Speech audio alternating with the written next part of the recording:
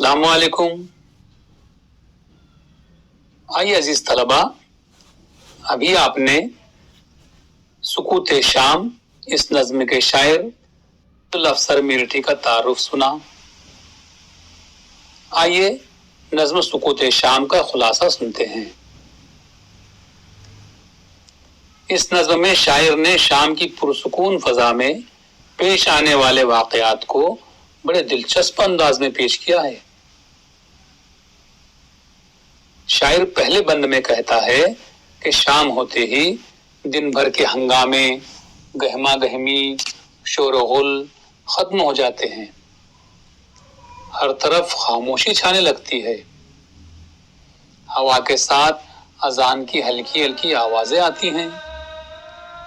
शाम की हल्की हवा से पत्ते हिलने लगते हैं। खामोश फजा में उनकी आवाज ऐसे महसूस होती है गोया वो थके हुए दिन को रात के पहलू में गीत गा गा कर सुला रहे हों।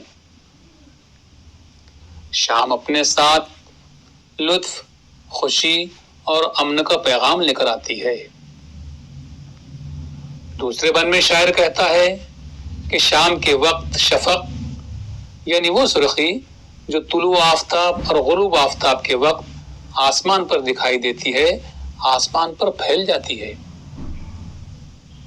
बादलों की मुख्तलिफ शक्लें देव की तरह दिखाई देने लगती हैं, जिससे ऐसा महसूस होता है गोया ये बादल दीवारों पर उतर आए हों।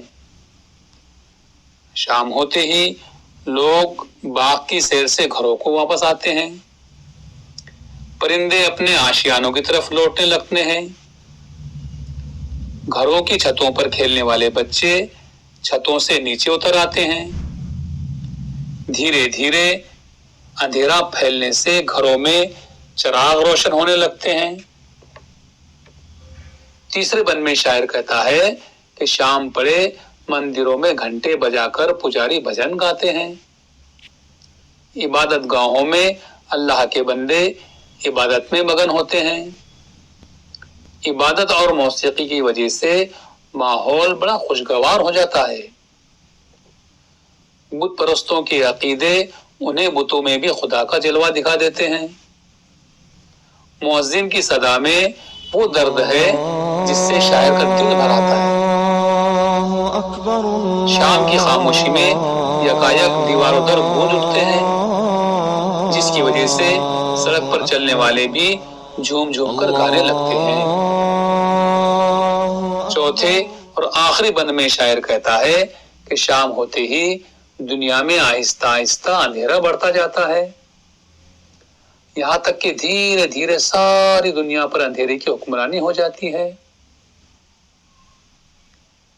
दिन का शोरगुल कम होने से हर तरफ खामोशी छा जाती है। आहिस्ता आहिस्ता उजाला घटकर हर तरफ शाम का धुंधलका फैल जाता है। तो अजीज तलबा, ये था नज्म सुकूत शाम का मुख्तसर खुलासा।